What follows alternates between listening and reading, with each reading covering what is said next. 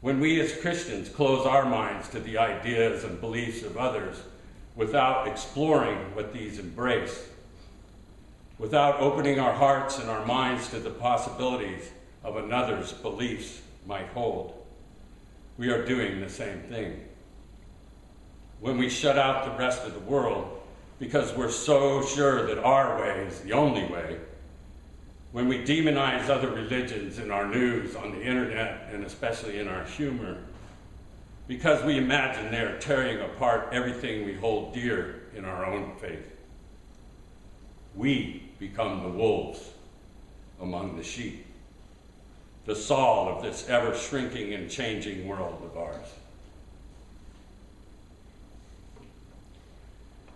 So what happened to change this wolf who was devouring the followers of this new way into its foremost advocate? What changed this man willing to die for his beliefs into one willing to die for them? Willing to kill for his beliefs into one willing to die for them. His conversion begins when, armed with authority from the chief priest, Paul sets out on his mission to Damascus, where he plans to continue his persecution. Peterson's message, a paraphrase in contemporary language of the Bible, describes this moment like this: "Backed with the full authority of the high priest, I threw these believers into the Jerusalem jail right and left. And whenever it came to a vote, I voted for execution. I stormed through their meeting places, bullying them into cursing Jesus, a one-man terror obsessed with obliterating these people. And then I started on the towns outside of Jerusalem." The wolf was on the hunt.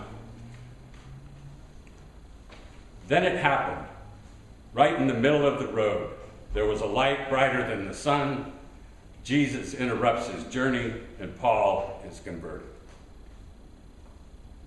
What is conversion? The definition in Webster's that concerns us today is a converting or being converted, specifically a change from lack of faith to religious belief, adoption of a religion. I can personally testify to this type of conversion, as I knelt right over there by that window and accepted Jesus into my life for the first time.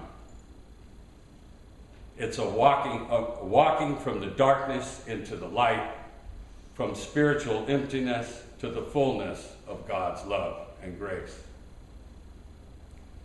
But this isn't what happened to Paul. His conversion follows more along the lines of part B of the definition.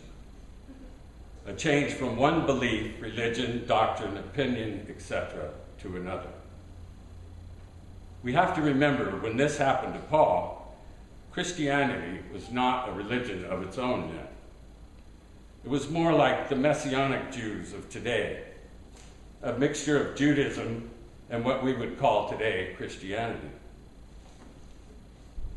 On the Congregation Shema Israel website, I found this description of part of what Messianic Jews believe.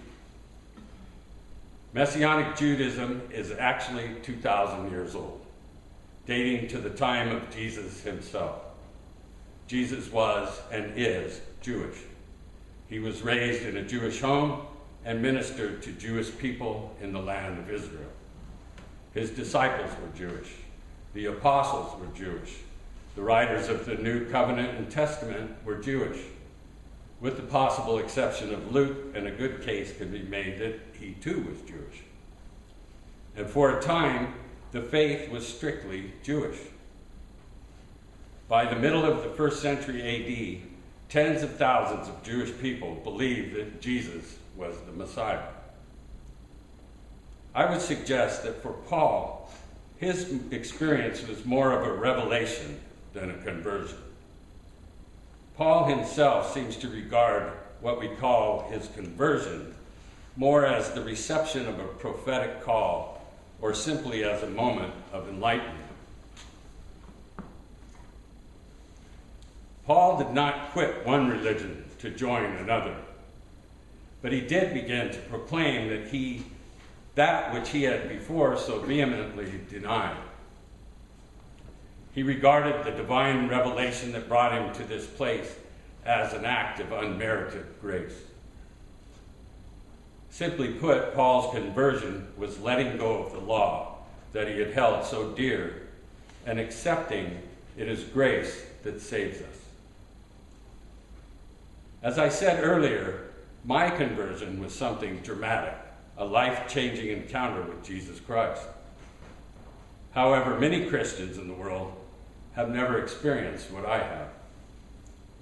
I remember my wife Sue telling me once that she sometimes felt jealous because I had this powerful conversion when I accepted Christ into my life for the first time.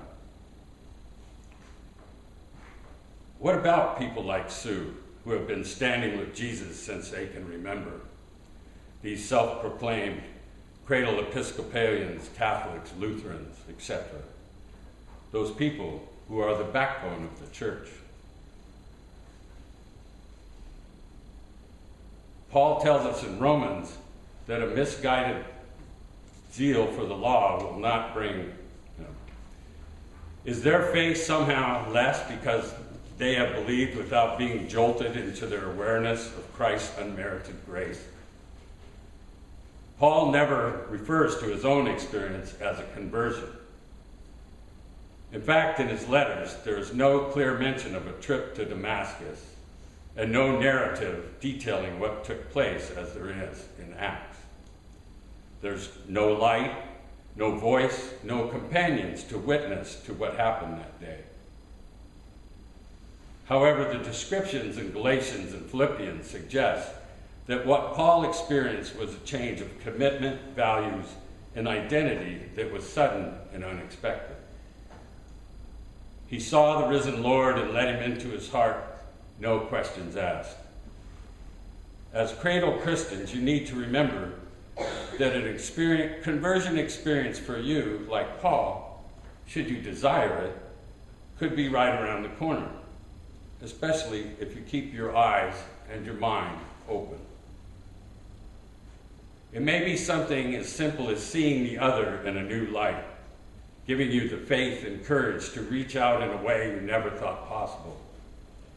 Or like Paul, Christ may call on you someday, like the prophets of old, to spread his message in ways that will challenge and test your faith to its very core. Remember, the definition of conversion for Paul is a change from one belief, opinion, or doctrine to another. We have to be open and accepting of this change when it comes into our lives. We need to keep our minds and hearts open as we move through life, always listening for that still small voice that guides us along the way. To be prepared when God decides he has something new and exciting for us to do. I'd like to leave you with the words Jesus spoke to Thomas in that upper room long ago. Have you believed because you have seen me? Blessed are those who have not seen and yet have come to believe.